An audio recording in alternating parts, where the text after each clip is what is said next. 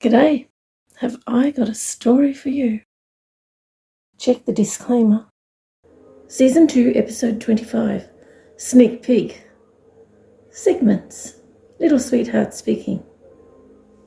Brighton races into Chelsea's room without knocking. Oh my goodness! He rushes over to her to hug her in the biggest hug ever.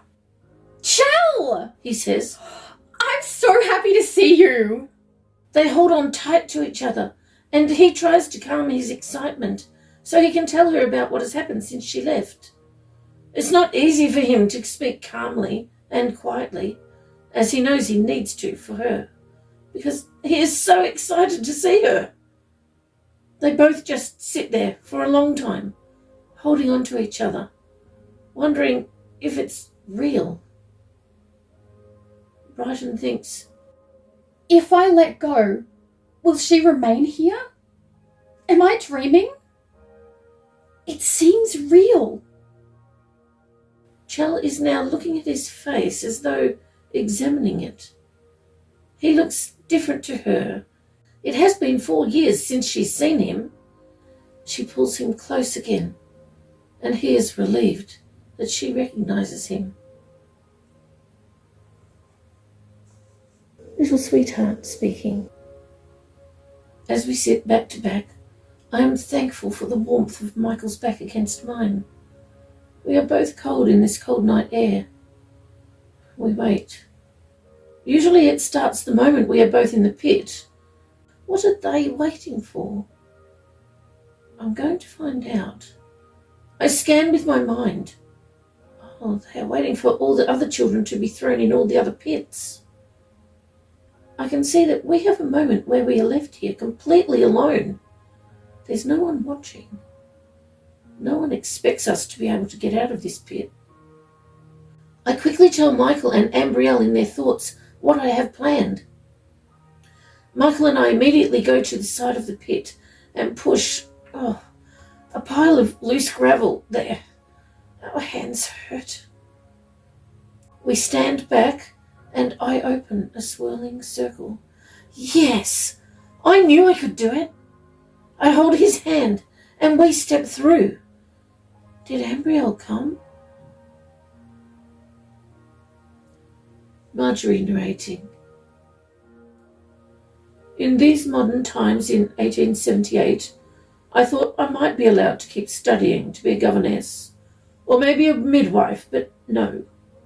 Actually, being ordered around by doctors is not my cup of tea. So I would choose governess. At least then I would be my own boss.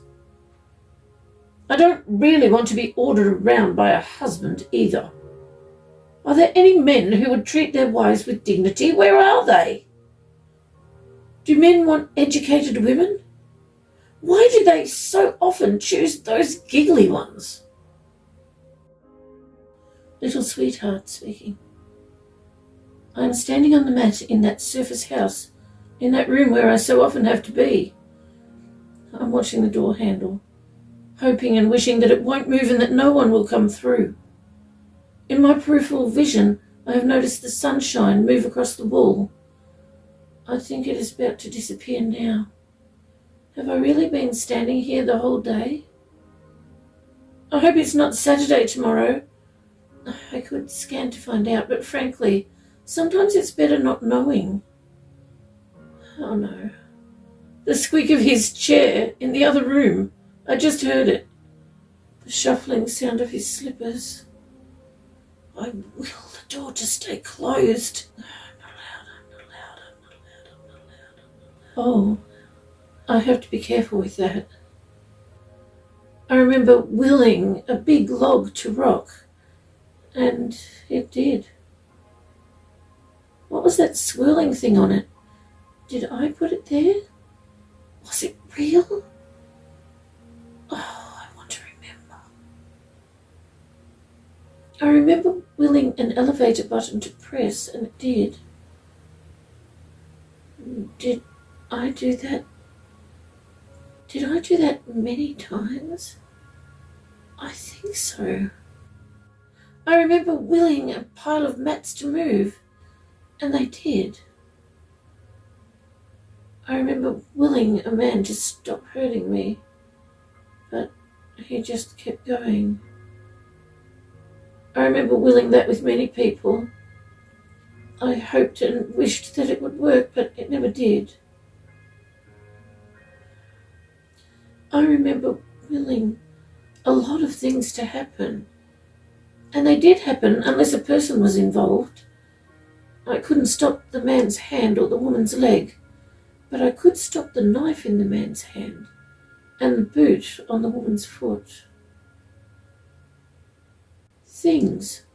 I can will things to happen, things to move, and they do. I can't will people. People make their choices, and even if that choice is to hurt someone, I can't stop them. I hear his footfalls at the lounge room door. He doesn't like it when the lounge room door is shut. I hear it squeak open, and more footfalls approaching. I hear them stop in the hallway at the door of this room. I watch the door handle, hoping and wishing that it won't move and that no one will come through. Hoping and wishing is all I'm allowed to do concerning door handles. I'm not allowed to will the door to stay closed. I'm not? The door is opening. It's like it's happening in slow motion, but I know it's not. It's my thoughts. They speed up when I know that I'm about to be hurt. What is he going to do to me? Does he have his favourite toy, the peacemaker? Will I live through his toy this time? Or will they rush my body to an MM again? If he leaves me alive, how long will they leave me in agony this time? Hours? Days? I don't want my baby to find me like that. Oh, my baby. I look at the light switch as the door opens. If I turn it on, will it be a big enough distraction to stop this from happening? I see his face. Oh, no.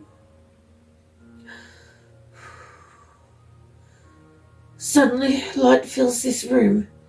He blinks a few times, then turns and leaves.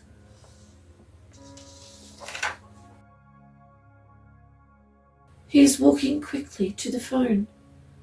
His thoughts are so loud. I hear him complaining about me again. To someone who doesn't want to hear it again. I'm still standing on the mat in this surface house, in this room where awful things happen, where I so often have to be. I wriggle my toes, as I do every so often, so I don't get dizzy. My legs ache. I will. The light switch moves and the light turns off. The door of this room closes. The lounge room door fully opens very slowly so it won't squeak, and the wedge moves to keep it open. I watch the door handle come into view as my eyes adjust to the darkness. I am barely able to see it. I remain here, trying to ignore his loud thoughts. I see the door handle better now, and I find myself hoping and wishing that the door handle won't move and that no one will come through. Wishing never works.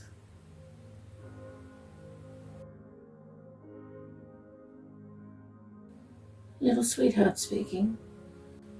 As I scan, I can see that Tao likes listening to everyone talking about what they have in their bags. They all have similar things, but I knew what their preferences were and made sure I provided them with things they would like. Tao hears two visitors calling out and realizes everyone is looking behind him, so he turns around. The ghost girl and honey man, as he calls them, are waving. They are leaving now. Tao calls out to thank them and say goodbye with all the others. I know they all appreciate what they were given. Narrator, newborn baby. I am only a few minutes old, but I have been examined from head to foot, passed from one person to another, poked with 4 different needles, and now wrapped up tight in the arms of a lady who just gave birth to a different baby. I am so tired, but I am going to stay awake to find out what is happening. Why is everyone behaving like I am the baby this lady gave birth to? Where is the incubator lady who carried and gave birth to me? And where is the egg donor? Shouldn't the egg donor be my mum? Or the incubator lady who gave birth to me? What were their names? Why didn't they get called by their names? Did they have names? This lady's name is Tilly, and she kissed me and said that she loves me. Does she really? She thinks that I am the baby she birthed, so maybe she actually loves that baby. Why did they give me to her instead of her own baby? What is going on? Franca narrating. I told all these people in the bus that my name is now Franca, meaning free woman, or free one. Am I a woman or still a child? I don't know my age like some of the other people here. Many others also have new names, leaving their old names behind along with their old lives, like me. From now on, every time someone says my name, they will be reminding me that I am now free. Little sweetheart speaking. This unmistakable ache in my chest. I know what they've done. They've tried to make me forget, but frankly their memory erasers don't work particularly well on me. They make me dizzy more than anything else. And as the dizziness passes, the memories come to light. I grieve so deep within. There seems like a deep, low groan inside me that cannot be uttered. No release. No relief. Just unrelenting, overwhelming grief. So many of them. It hurts so much just thinking of them. Such heartache. Anguish. No feeling within me. So many people. Children. Babies. Broken inside, shattered into so many pieces, shards that can never be rejoined. They dropped me on the dirt where they first acquired me. As I look towards the first rays of morning sunlight, my eyes linger on so many of them. Gone. They are laying on the ground, already withered away. Their colours faded. Their lights faded away to nothingness. The breeze is eerily void of any substance, of harmony from those left behind.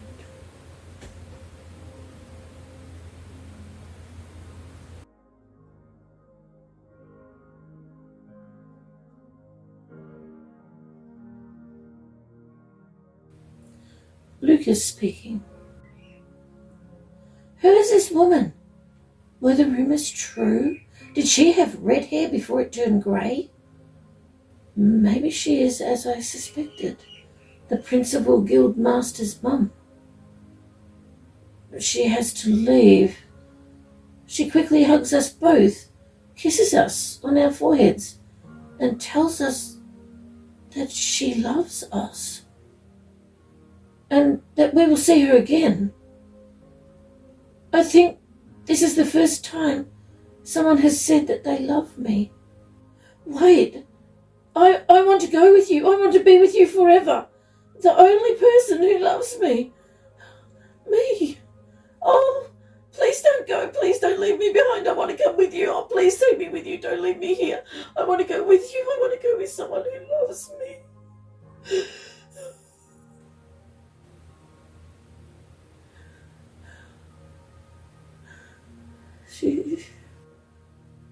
She's gone.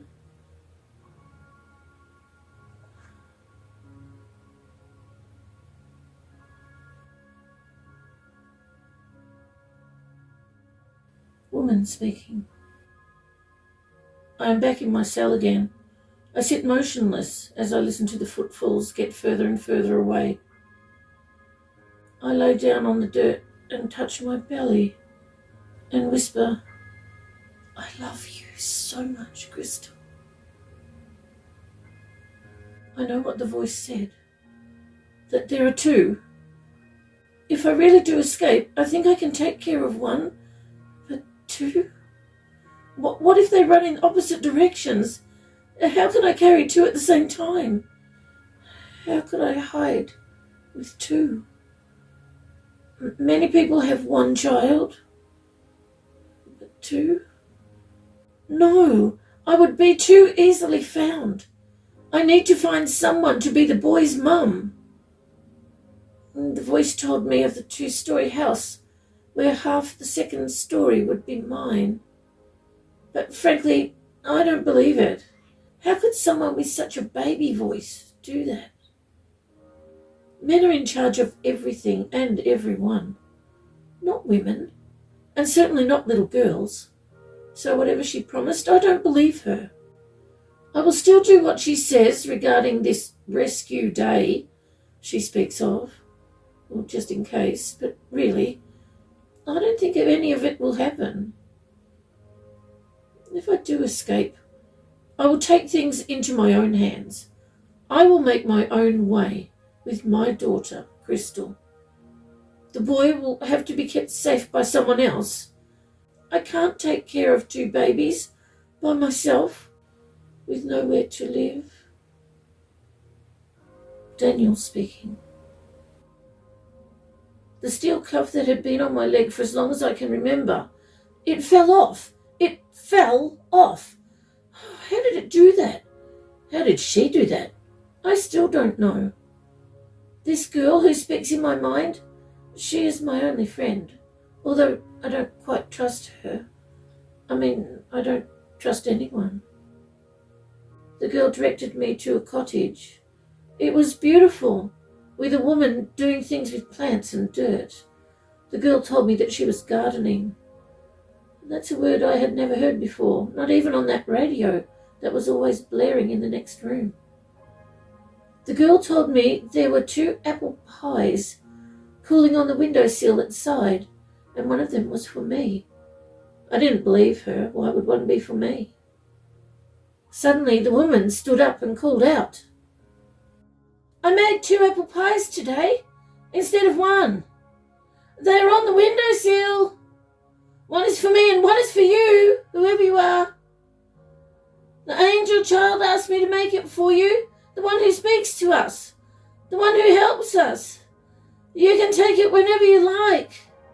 As I hobbled away as fast as I could, I heard her call out, I can't eat 2 of them, Daniel.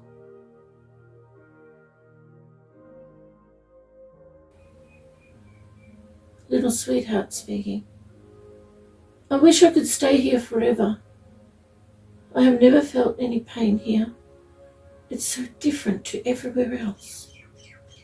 Their thoughts are so loud. They're wondering how many of them will be viable. How many of what? They don't want me to know, and they don't want me to try to find out. It's not easy making sure that I don't find out. It's like it's on the very tip of their minds, but they're trying to not think of it. While I would like to know, I don't really mind not knowing. Sometimes not knowing is a relief. These people seem so nice compared to many others. They let me know in my mind when they are about to do something that they think I shouldn't see, and tell me when to close my eyes. I feel no pain at all while I am here, although I do remember being curled up in pain on that bed where I so often have to be in the surface house. Was that after I had been here? Was that after they took me back? What does this viable thing and these samples have to do with me? Why are their thoughts so loud? It's not easy to ignore their thoughts when they're so loud. I make myself think of other things, so I don't find out. They don't want me to find out, so I won't. Lance continues. Oh, he's hugging us. I hug him back. My dad. I have a dad. I have a dad. I have a dad. I have a dad. I have a dad. I hear those words again. I love you. He loves us. Our new dad loves us. I hug him closer and feel Lucas do the same. We matter to someone. We matter to two someones. Our new dad and our new... Is she our grandma? We are loved. It is so good to hear those words. That gaping space inside me that has felt so empty, so bleak, is now filled with warmth and contentment. It's like I sighed with relief on the inside. This man, my dad, his hugs make me feel like I matter, like I belong, like I'm safe.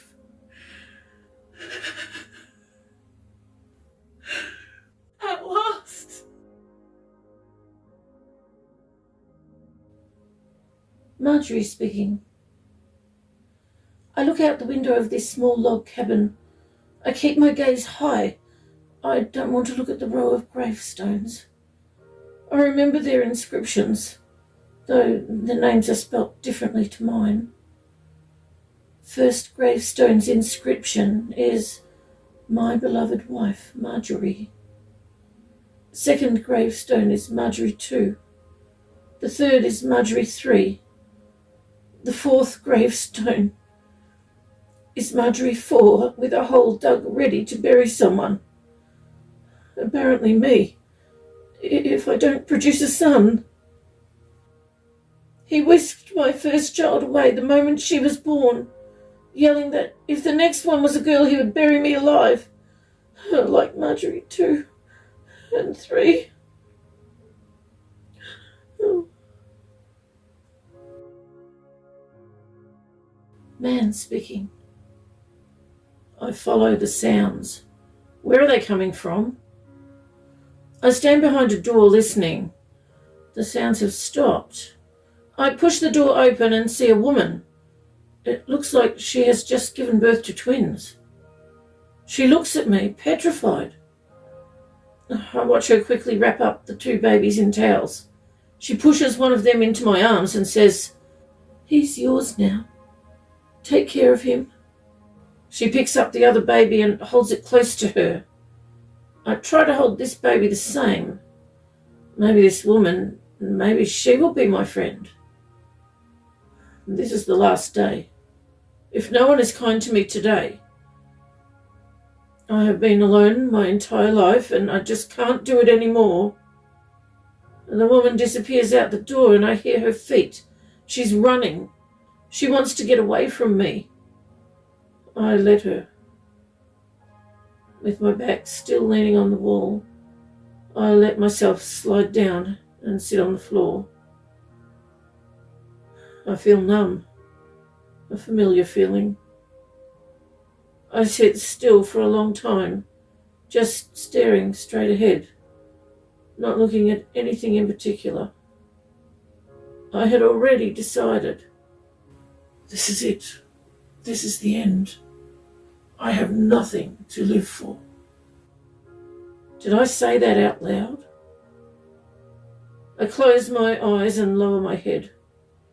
If anyone saw me, they would think I'm asleep, but no one will see me here. I sit silently and stay still as usual for what seems like a long time.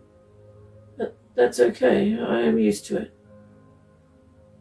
The more I think of my life, well, it just cements my decision. No one will miss me. I have no one. I have never had anyone, and now I never will. Eventually, I raise my head and open my eyes. Not really wanting to see the world I will soon leave behind. There's a bag nearby. Was that there before? The top is open. I see an envelope with my name written on it. Is it really for me? I hear a noise and look down. I forgot about the baby I'm still holding close to my chest. I remember her words. He's yours now. Take care of him. I look at his little face and realization suddenly hits me. For the first time in more than a decade, I smile.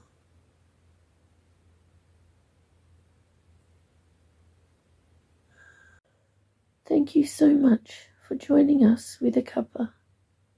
We appreciate your company.